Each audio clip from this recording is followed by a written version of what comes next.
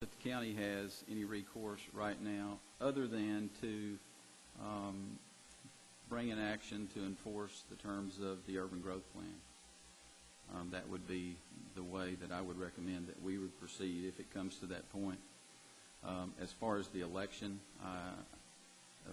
challenge, I believe that that was filed and dismissed, and it is my belief that we cannot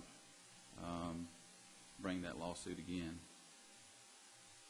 Like I said, it doesn't pass the smell test, but it sounds like that everything was done legally. But, I don't know what we do to find out if it was or wasn't.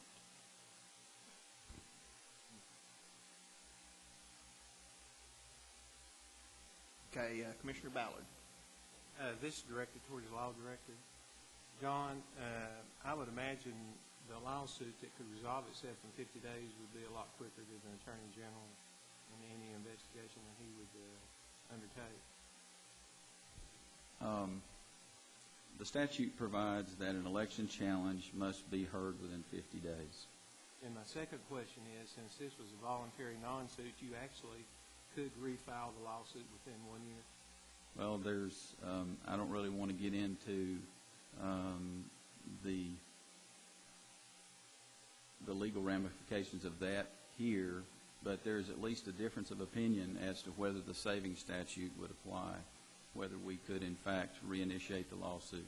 The reason I asked that question, not that I would do it, but if there was a commissioner so inclined today to make a substitute motion for that lawsuit to be renewed, then would it be possible, is my question to you. For it to be refiled? Since it is a non-suit. I can make an argument that it could be properly refiled. I believe I can do that in good faith. That's my only question. Okay, Commissioner Schmidt. Could I ask representatives of the Election Commission if any are here, if they could speak? Is Mr. McKay or the chairman of the Election Commission here?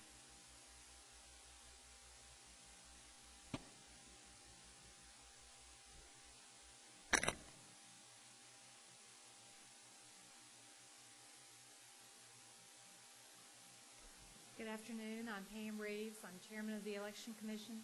With me today is Commissioner Haggerty and our election coordinator, Greg McKay. We're simply here today to answer any questions anyone has with regard to this matter. I think the position was outlined by our attorney, Mr. Murphy, and he has indicated that in his opinion that we have done nothing wrong and nothing improper. All of the things that the Election Commission and Mr. McKay did were with the direct guidance of Brooke Thompson, the state coordinator of elections. We feel like there is nothing that we did that was in any way improper or wrong. We're here to answer any questions anyone has. Ms. Reeves, who represents the Election Commission on legal matters as it pertains to elections, ballots, and so forth? I mean, is it Mr. Murphy that always represents you or somebody within the county? Well, normally it would be Mr. Owing's office. Well, Mr. Owen, did he represent you when this past election things were put on the ballot and everything was the procedures going through the most recent election? Are you saying that Mr. Murphy represent us then? Oh, Mr. Owen. Technically, no one represents the commission during that process because all the commission does, or actually all Mr. McKay does, when an issue arises, whether it's the Knox County Charter referendum, whether it's a city referendum, in this case, the South Knoxville voter referendum. Does he sit in the meetings? Somebody, a representative from his office or Mr. Owens himself, sit in the meetings? The reason I'm bringing this up, he mentioned a red flag. Well, normally, should your attorney, which presumably would have been Mr. Owens, mention to you a red flag? Well, normally, first of all, we don't have a meeting where the commission votes to approve the things that go on the ballot. Would you expect your attorney, if he thought there was something, I think the word tricky was brought up, something fishy going on about an election, would you expect your attorney to bring that to your attention? Well, certainly if we felt there was anything amiss or if there was a problem, we would contact either the county law director's office, or if it's a situation where they would be conflicted out, we would contact private counsel. Okay. You know, we don't, as I said, we don't vote to put things on the ballot. We receive the initiatives that are sent to us from the county or from the city. Mr. Owens, you said you had some allegations. You had knowledge. I've yet to hear any specific allegations or knowledge on this supposedly illegal election. Since they're your client, would you not have been obligated to inform them that something was going wrong at this election, or did you think it was better to wait till after the election, sometime after the election, to decide to file a lawsuit over it? Is there an ethical standard to let your client know something's illegal going on? If they were my client. But they're not your client. No, sir. So if you'd heard of these allegations, you just sit on them until you decide to file a lawsuit. I mean, you didn't let them know anything about this election up until, when did you file the lawsuit? I filed the lawsuit on the 9th day after the election. Was what day? But it had, you know, the timing of the lawsuit, it was timed as quickly as I could get the lawsuit put together to save the statute of limitations. I guess this brings... What your question is you seem to be implying that I should have been advising the Election Commission, or that if I had knowledge that I should have made known to the Election Commission there were certain irregularities. That is not my role. I do not advise the Election Commission. I am not their attorney. If we have a charter issue, then as the county's attorney, I certainly have my opinion in conducting the legal affairs of the county. I would hope that everyone would listen to me.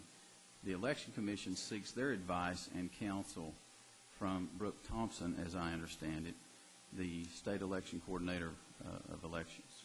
Well, does any of the sponsors of this resolution, if they'd known something, did they have an obligation, or is it simply an obligation to inform the Election Commission something may have been going wrong with this, something fishy may have been happening with this election? Or, you know, I guess they have to just answer to their own conscience about that. Because my point being, all this has come out after the election. The whole procedure of this was known beforehand. And Wasn't known to me. and we knew what the vote was going to be. I guess, do you all, you've answered the question when you stepped up here. You felt that the Election Commission conducted this election under all the legal necessities, and it was a true and fair election, correct? Absolutely. And we did as we were advised by the State Election Commission coordinator throughout the entire process. Well, and I assume that then that maybe the sponsors of the resolution should be investigating the Election Commission rather than selection, because if you feel they've done something wrong, if there's something that went wrong with this election, why don't you include them in your investigation? But I imagine that's not going to happen because that doesn't suit the political purposes of this whole resolution. You all didn't do anything wrong. I think it's fairly obvious to anybody who has any reason that this was a fair election. You know, somebody also mentioned, Commissioner Luthold, you referenced me, and you said you're going to protect the county tax money from this development or something along those lines. This development, I assume, will not happen should this not, this election and this annexation not go forward. Commissioner Smith, since you referenced my name, the only authority that the city can give out that the county cannot do is a liquor license.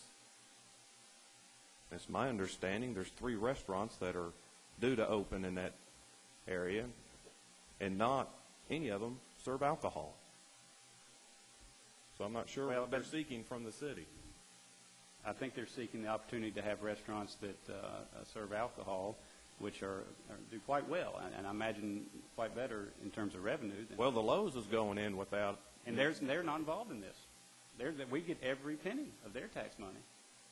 Correct? For the next 15 years, but only So this what I is just understand. a development that... But from what I understand, Commissioner Smith, it's for only for the few months that they are open before they become annexed, not for the entire year.